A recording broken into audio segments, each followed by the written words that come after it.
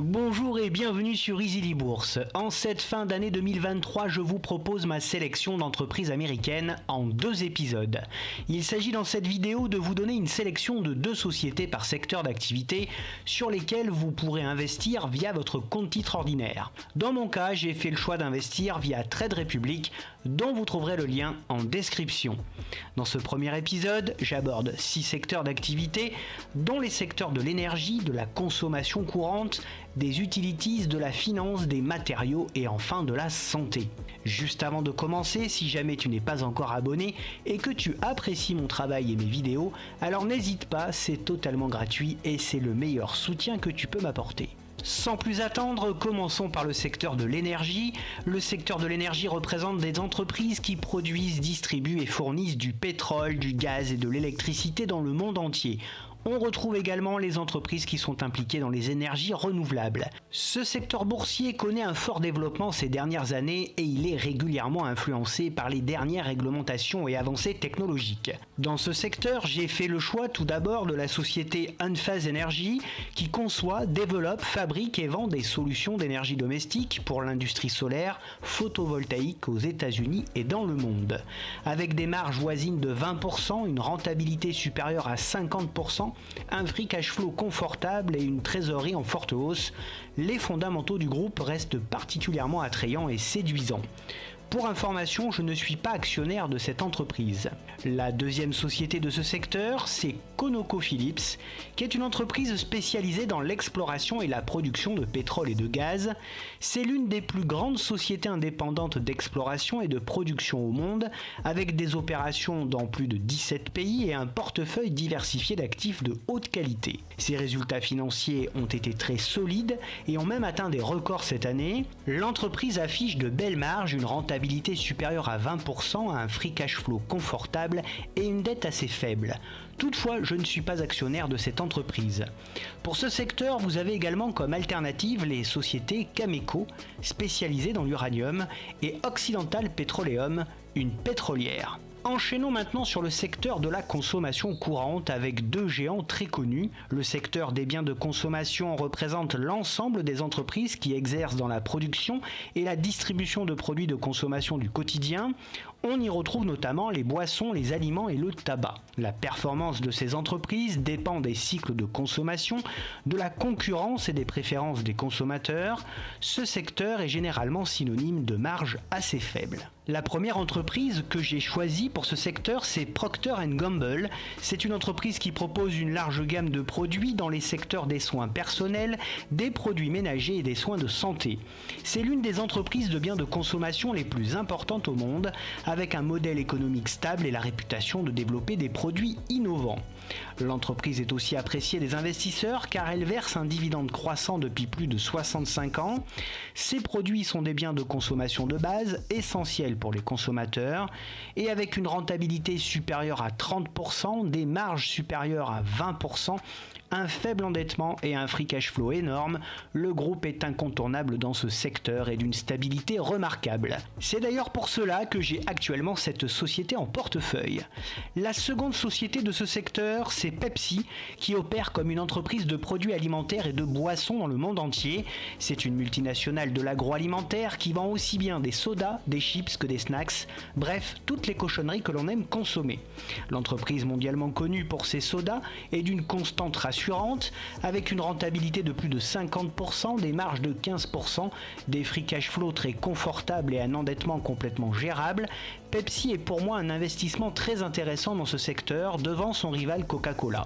Je suis d'ailleurs actionnaire de cette belle société. Pour ce secteur, vous avez également comme alternative les sociétés Colgate-Palmolive et Mondelez International. Passons maintenant au secteur des utilities, qui est le secteur que j'affectionne peut-être le moins. Le secteur des services publics représente les services d'électricité, de gaz naturel, d'eau et de communication. En raison de la demande qui est constante, ce secteur est considéré comme étant un secteur défensif. Il est aussi et surtout un secteur dont la plupart des sociétés sont passablement endettées en raison d'investissements très coûteux. Dans ce secteur, j'ai fait le choix de Atmos Energy Group, qui avec ses filiales exerce des activités de distribution réglementée de gaz naturel, de pipeline et de stockage aux États-Unis. Elle opère dans deux segments, qui est la distribution et le pipeline et le stockage. Le groupe distribue du gaz naturel à environ 3 millions de clients résidentiels, commerciaux, publics et industriels et possède 71 558 miles de conduites de distribution et de transport souterraine. Le groupe est fortement endetté, a un free cash flow négatif ou assez faible, mais conserve de belles marges supérieures à 20% et une rentabilité de 8 à 10%. Je n'ai d'ailleurs pas investi dans cette société. La seconde société de ce secteur, c'est Essential Utilities, qui par l'intermédiaire de ses filiales exploite des services publics réglementés qui fournissent des services d'eau usée ou de gaz naturel aux États-Unis. Le groupe dessert 5 millions de clients en eau. Il est aussi fortement endetté et a un free cash flow négatif, mais conserve de belles marges supérieures à 20% et une rentabilité de 8 à 10%. Je n'ai pas non plus investi dans cette société. Pour ce secteur, vous trouverez également comme alternative les sociétés Nextera Energy et Duke Energy Corporation. Voyons maintenant le secteur de la finance. Le secteur de la finance regroupe les entreprises qui sont impliquées dans l'investissement, dans l'assurance et dans toutes sortes d'activités bancaires. On y retrouve par exemple des compagnies d'assurance, des banques et des entreprises qui assurent la gestion d'actifs. Ce secteur reflète l'économie réelle et la performance de ce secteur peut être influencée par l'inflation, les taux d'intérêt et les conditions économiques mondiales. Pour commencer, j'ai choisi la société Markel Corporation, qui est une société de portefeuille financière diversifiée. Elle commercialise et souscrit des produits d'assurance spécialisés. Le système Markel comprend l'assurance, la réassurance, les investissements et Markel Ventures.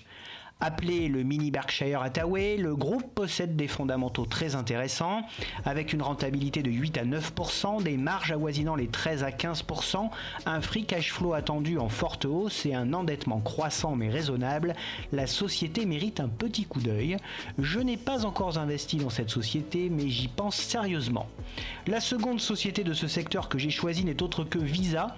Visa, qui est une société de technologie de paiement dans le monde entier.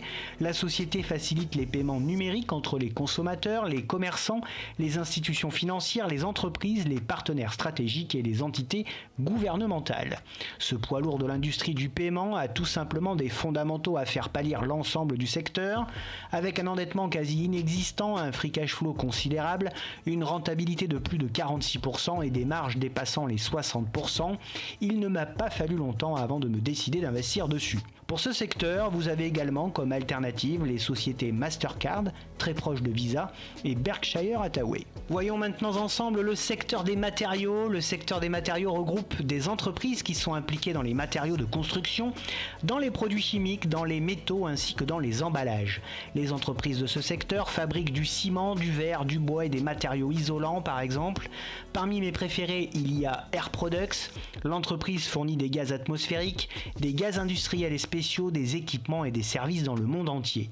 L'entreprise produit des gaz atmosphériques, notamment de l'oxygène, de l'azote, de l'argon et des gaz rares. Ressemblant énormément à notre cher Air Liquide national, malgré un endettement croissant mais gérable par le groupe, cette belle entreprise dont je suis actionnaire affiche une rentabilité de 18 à 20%, des marges supérieures à 20%, mais des free cash flow négatifs en raison de nombreux et coûteux investissements. La seconde société que j'ai choisie dans ce secteur est Sherwin-Williams Corporation, qui développe, fabrique, distribue et vend des peintures, des revêtements et des produits connexes à des clients professionnels, industriels, commerciaux et de détail. Cette société, peu connue du grand public, possède néanmoins de formidables atouts. Outre une rentabilité supérieure à 70%, des marges supérieures à 13%, un endettement en baisse, Le groupe possède également un bon gros free cash flow. Je n'ai pas encore investi sur cette belle société, mais elle réside en bonne place dans ma watchlist. Pour ce secteur, vous avez également comme alternative les sociétés Ecolab et PPG Industrie. Et pour finir, passons au secteur de la santé. Le secteur de la santé représente les entreprises qui fabriquent des produits pharmaceutiques, qui fournissent des services de santé et qui œuvrent dans la recherche médicale. Ce secteur regroupe un large éventail d'entreprises et a été d'une grande importance lors de la pandémie de Covid-19. Dans ce secteur, j'ai jeté mon dévolu sur CVS Health Corporation, qui est une société américaine spécialisée dans les soins de santé. C'est un assureur santé, mais également une chaîne de pharmacie.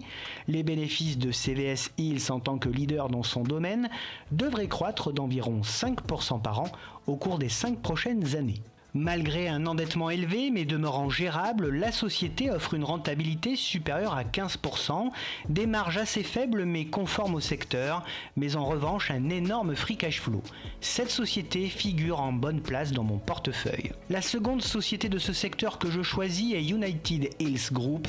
C'est un groupe qui domine très largement le marché de l'assurance maladie. C'est l'une des meilleures valeurs pour les investisseurs dans l'ensemble du secteur des soins de santé. L'objectif de United Health est d'aider les gens à vivre en meilleure santé et de faire en sorte que le système de santé fonctionne mieux pour tous. Les bénéfices de la société ainsi que ses dividendes n'ont fait que croître ces dernières années. Ses fondamentaux sont extrêmement solides avec un endettement faible, une rentabilité supérieure à 55% et des marges avoisinant les 8 à 9%. Je ne suis pas actionnaire de cette société, mais j'y songe. Pour ce secteur, vous avez également comme alternative les sociétés Eli Lilly et Merck qui sont deux laboratoires pharmaceutiques. Ce top action américaine par secteur partie 1 touche à sa fin. La semaine prochaine, dans la deuxième partie, je traiterai les secteurs de la technologie, de l'industrie, de la communication, de la consommation discrétionnaire et enfin de l'immobilier. Cette vidéo sur ce top action américaine ne reflète que mon propre avis et n'est sûrement pas un conseil d'achat. Je n'encourage personne à investir dans ces secteurs sans avoir fait au préalable ses propres recherches et analyses. C'est ainsi que se termine ce premier épisode sur ce top action américaine par secteur. J'espère que cette vidéo t'a plu. Si c'est le cas, n'oublie pas de mettre un like et de t'abonner. Tu pourras également retrouver sur la chaîne des analyses de toutes les sociétés citées dans cette vidéo. Pour te tenir au courant de toutes les dernières nouveautés et de mes investissements, tu peux également me retrouver sur Facebook, Twitter et Instagram. J'en profite pour te souhaiter d'excellentes fêtes de fin d'année. Je te donne rendez-vous la semaine prochaine pour la seconde partie de ce top action US et n'oublie pas en attendant qu'investir, c'est préparer ton avenir.